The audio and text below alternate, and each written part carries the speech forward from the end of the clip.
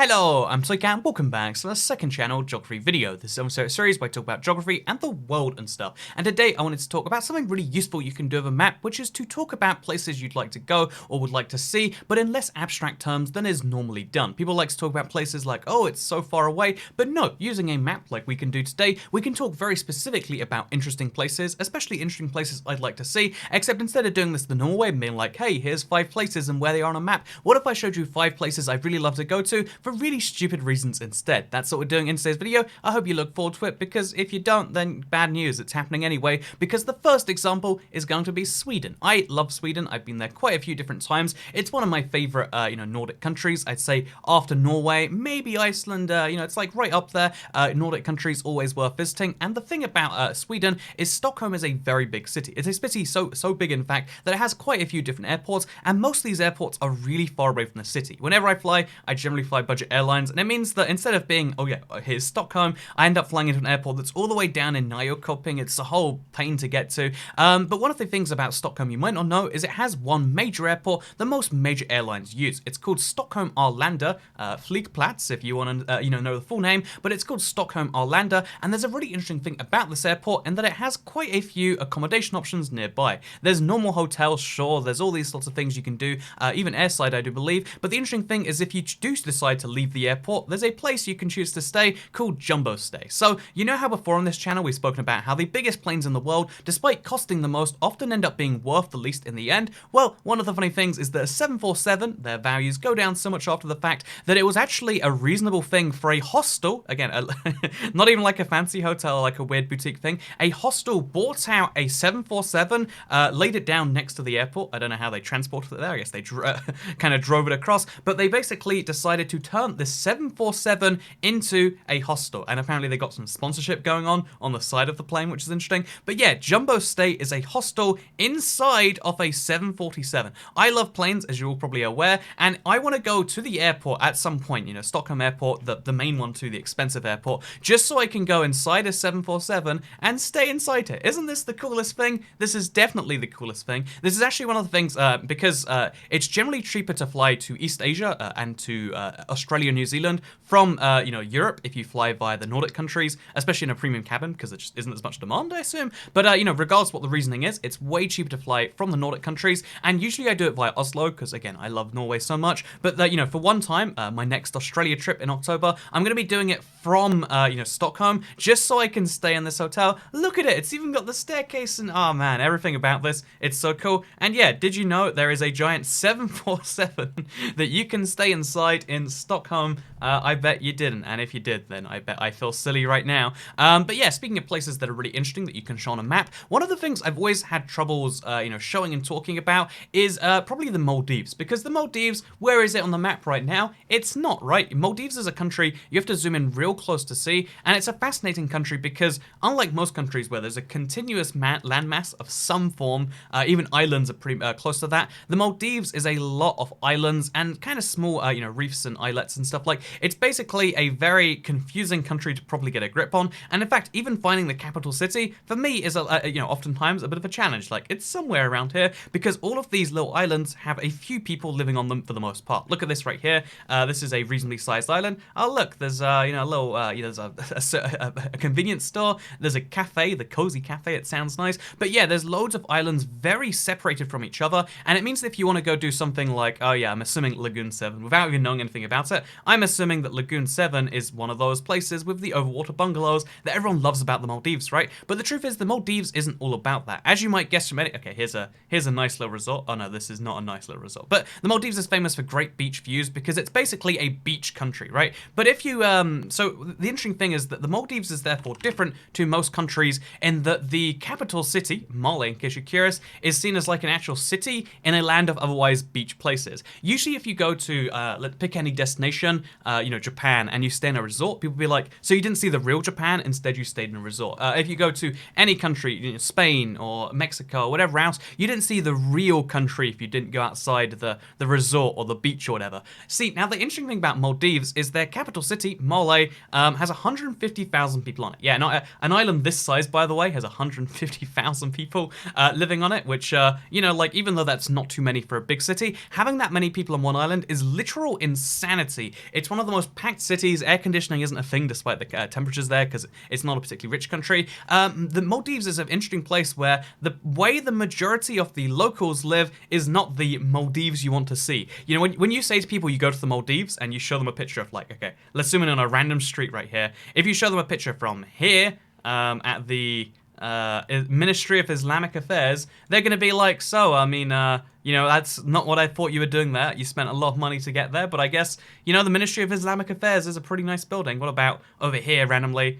Actually, this is a nice little cricket ground. Given the limited land on the island, this is, oh, not cricket ground, this is a football ground. You know what, football, cricket, aren't they really the same sport if you think about it? But yeah, no, the interesting thing about this place is that everyone goes to the Maldives for these expensive islands, but they're so beyond any reasonable person's price range. Like, I don't know the level of rich I have to get to where, like, I can be like, yeah, the Maldives seems like a good holiday, but as well as the flights to the Maldives, which are more expensive because they know all these other things are more expensive, you then have to, you know, get a seaplane from this airport to your island. You might be like, okay, seaplane, I mean, it's like not going to cover that much distance, right? So, you know, how cheap's that going to be? No, minimum these are hundreds of dollars. The air, you know, sometimes your hotel slightly subsidizes them, and it might be like, oh, it's only $275 each way to get to your hotel, and it's like, wow, $550 just to get to the hotel, and oh, the hotels run secluded islands, so even if you do get a reasonable rate, which you won't, by the way, it's gonna cost you close to $1,000 for a really nice one, and maybe for a really, the lower end ones, a few hundred, but even if you can get a good rate on the, you know, the hotel,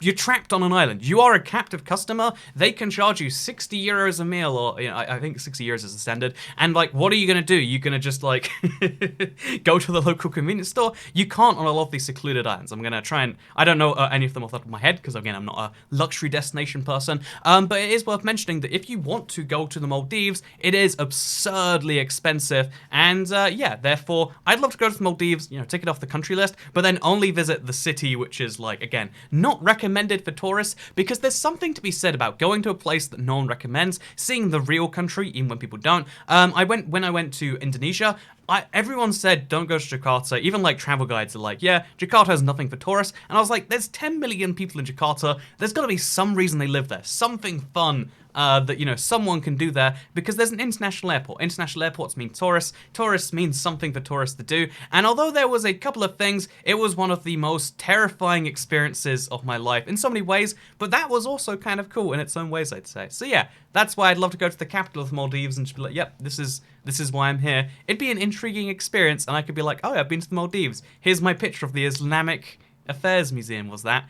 So next up, we're just going to go to a much simpler example. Rather than explaining what real, you know, going somewhere is and what isn't, let's talk about Barcelona, because I have been to Madrid in Spain before. I've been to Andorra as well, which I went to via Barcelona, which is when I spotted that the domain name expansion for Catalonia, because when the internet was fairly new, there was only top-level domains, TLDs, for countries which were, you know, full-on countries, like .co.uk and .fr and .de, etc. But the interesting thing is that the, you know, nowadays, there's domains for all sorts of other things and subnational entities, so .eu is a domain. Fun fact, the .eu domain won't be able to be used by any UK citizens after Brexit, so pro tip there, watch out, don't buy a .eu domain. But it also means that there's domains like .scot, and there's also domains like guess the one for Catalonia, guess what their domain is, guess it, guess it, guess it, oh man, it is .cat, I love it. So again, IBX2cat, IBX toycat, you might guess, it's kind of cool being like, oh yeah, this would be the domain if I got an ExpressVPN sponsorship. You better believe express.cat would be the thing. The fact that their domain is .cat means that even if I didn't like my Barcelona experience, and I don't know, like it doesn't strike me as something I would really love too much. I've said this before, but like the English proficiency in Spain isn't considered very good, which makes it hard. Like I'm not good at communicating with people in English, let alone languages I don't speak, you know, like which I know is an ignorant reason to avoid something, but it's just like it's a fact. Like it's harder to eat local food if you can't you engage with anyone who is local in a place, etc., etc. But yeah, basically, there's nothing about Barcelona that particularly interests me. I'm sure it's a great city. There are so many great things. Again, looking at the map, like, oh look, there's the Arc de Triomphe. I'd love to go to the Arc de Triomphe. Like that's a thing I thought you had to go to another country for. But look, here it is in Barcelona. It's a nice arch too. Would be cool to be there. But I would love to go to. Look at these guys holding up the picture. You know, I hope they're happily together still. But That was a year ago, so probably not. But yeah, I would love to go to a city like this, because even if I didn't enjoy it, which I have a sneaking suspicion I wouldn't, I mean, all of the .cat things, I'd have a great day on Twitter posting jokes and pictures from all the sorts of things, and if that's not a reason to go to a country, then you tell me what is. And in case you are thinking like, okay, Toycat, this video, it's gone a bit insane. So let's take things down a notch, take the insanity down just a little bit, because you know what? Nigeria is a country that I really want to know more about. It's one of the countries which is fast becoming one of the most populated on Earth. It's somewhere between like 8th and 6th right now. It's rising really fast. If you want to remember the population rankings, it's easy to remember like, oh yeah, China, India, Indonesia, US. Top 4, it's locked in place for the next quite a long time. You know, Japan's always falling from like, you know, like 6th to 8th to 12th. It's Japan's falling down, the top 4 are staying steady, but in between like, you know, 4 and about 10, everything is mixed up because there are a lot of African countries growing very fast. And to give an example of that, you might be like, so what do you mean by this, Toycat? 10 years ago, Nigeria had 150 million people. Today, there is over 200 million Nigerians living in the country. That's kind of crazy, right? So anyway, so if you wanted to go to Nigeria, I would love to go to Lagos. And you might be like, well, Lagos, what's it got going for it? Like, you know, the Yaba railway station? Yep, that's what it is. It's the Yaba rail station. You got me, guys. I would love to see this. You know, actually, let's see it. Is it a nice railway station? Oh, I mean, you know, this is a nice railway station. I'd love to go to Yaba rail station. But no, the real reason I'd love to go to Lagos, you might have guessed by now, I've got a thing. I like flying. I do a lot of research and checking into it. So I would love to one day go to the Lagos airport, because African airports are like a whole different level. Like, every airport around the world is kind of like in this international zone. As best I understand it from all the things I've looked up, read, etc., African airports don't really exist in this international world. Instead, it's like Africa light in some places, where like, oh yeah, a lot of the things that you might expect from Africa are also in the airports. Even stuff like, oh yeah, so like air conditioning? Nah. I mean, like, obviously, like, who needs air conditioning? It's not like it's 08. But you get the point. Like, there's a lot of things like that, like, you know, like basic, I'm trying to think of something that's less like creature comforty, where you might be like, well, I don't have air conditioning. But like, there's a lot of very basic things like, you know, that you would expect from an airport that are not necessarily in major African airports. And one example of this, by the way, Murtala Muhammad International Airport, I'd like to just quickly point out that Murtala Muhammad is one of the military dictators of Nigeria. And the craziest bit is he wasn't even a long-lived one. He was in office from the 30th of July to February. That is, what, 8 months? 7 months off the top of my head? He was a military ruler for 7 months, and he gets one of their major international airports named after him. Okay, that's wacky, Toycat. So you want to go to an airport because you heard it's terrible, you've heard it doesn't have any modern amenities, and because it's named after a dictator, a really old dictator that's like, you know, like only was in charge for 7 months. And yes, that's part of the reason I want to go to like an intense African, like, see what it's really all about, see if anyone asks me for a bribe. Again, this sounds like a made up thing. I wouldn't believe this if I hadn't read it so many times, but it's just expected. Like, oh yeah, you want to get into the country? Well, I mean, if you give me enough time, I might do it legitimately, or give me a bribe. I mean, if you think about it, all border force workers all over the world, they're just people. They're making decisions as a person, and if there's no accountability, you better believe they'll use it to make money. And yeah, that's kind of interesting. But then it gets even better. So recently, Murtala Muhammad International Airport, which, to show you inside, which I realized we should do that. This is the airport. Actually looks pretty, okay, yeah, it looks pretty nice. You know, this is better than the pictures I've seen, and I mean, not particularly great. It's a weird place to take a photo, right? They're like, you know, we're gonna go to the bathroom, we're gonna leave our water here, and then yeah, like that seems to be what they've done here. But yeah, so it looks a little bit rough from here, I would say, but not too bad. What is it about the airport that interests me? Well, this is meant to be one of the most intense airports. It's one of the few airports where there's a armed escort for most flight attendants from most countries. If you have an overnight stop there, they bring armed guards to the airport, which is like, that says some interesting signs about what happens on there. And then interesting enough, so there was a big story recently where a dude, you know, flew onto the side of the plane. He didn't fly into it. He walked onto the side of it, and he tried to sit inside the engine, thinking, I'll sit inside the engine for the flight, and then when we up in Ghana, that'll be the plan. He got on a domestic flight, so he wasn't even going to go anywhere else. There's a lot of stupid things with that plan. Like, so many stupid things with that plan. Like, okay, sit inside the engine. Do you know what happens inside the engines? Okay, well, that's a thing you should know. Try to go to a different country on a domestic flight. Okay. I mean, who doesn't know all the routes? But you get the point. It's a really stupid thing. You can see the guy just like, what is even happening here, right? Like, like it's weird, it's wacky, it's bizarre. But here's the deal, right? If you then look at the this story that I'm going to pull up right here, the reason that it happened is because they didn't have fences. They've started to build fences now. A major international airport didn't have fences or cameras or any proper like detection devices. It was just oh yeah, you walk from the local area into the airport. That is insane to me. I think on Google Maps it should show that, right? Yeah, it's like, oh yeah, here's the edge of the airport. Here is the place. There's no perimeter fade. You can just walk straight onto the runway until, I guess, you go there. That's insane to me. I'm curious. It gets me going. It gets my my mental gears going. But you might say, well, so can't. Okay, then. That's a fascinating airport. You want to go to Yaba railway station and you want to go to their airport. That sounds like you're being sarcastic though. And just in case you think that is true, let me talk about the place I'd most like to go because it is in our glorious home of North Korea. So, although I actually don't remember what it is because like my North Korean geography tends to suck because whenever you like try to look around North Korea, you get nothing legitimate. Like, okay, let's check out all the street view spots around. There's 2 in Pyongyang it looks like. And then there's, how many in the rest of the country? Yeah, we got Pyongyang, and then we've got right up to the Russian border. Oh, there's one over here, right on the North Korean-Russian border, where we've got a monument to our glorious leader and the workers' revolution.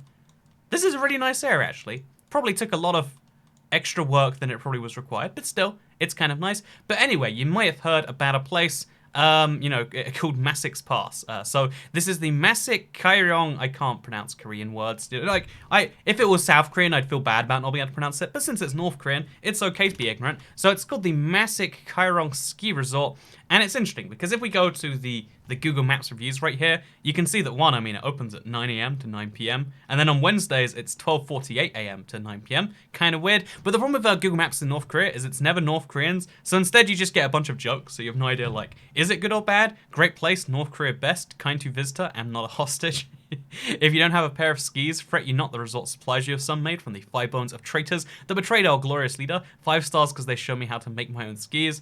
And then you get some actual pictures, but it's like, is this real? Like, this actually looks like a nice place. I don't know what's going on with this ski resort, and there's pretty much no way to tell yourself. There's no street view to dive in on. You can satellite view it, but because satellite view is based on the summer, it's like, this is what it looks like, I guess. That's not too useful. Looking on other websites, like right here, you can see that, like, over here you can see it looks kind of nice, probably. Is this a nice place? I genuinely do not know. I have no clue what is going on with the Masikairong place, but I would love to go skiing there for 2 reasons. One, because skiing's already kind of terrifying, right? Like, yeah, you're going down hills. Every time I go skiing, someone's like, yeah, if your legs just cross, you break your legs. And it's like, I don't understand skiing physics. Does that happen?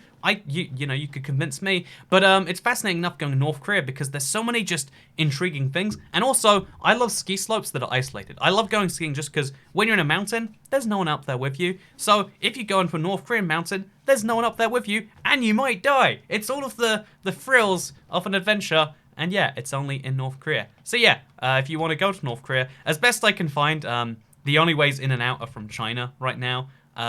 You can, like, this is a package tour from 1580 euros, which is honestly not too bad when you consider it's North Korea. But yeah, you got like, oh yeah, you can go to this place, a 5-day ski adventure. You can see the DMZ, but from the North Korean side.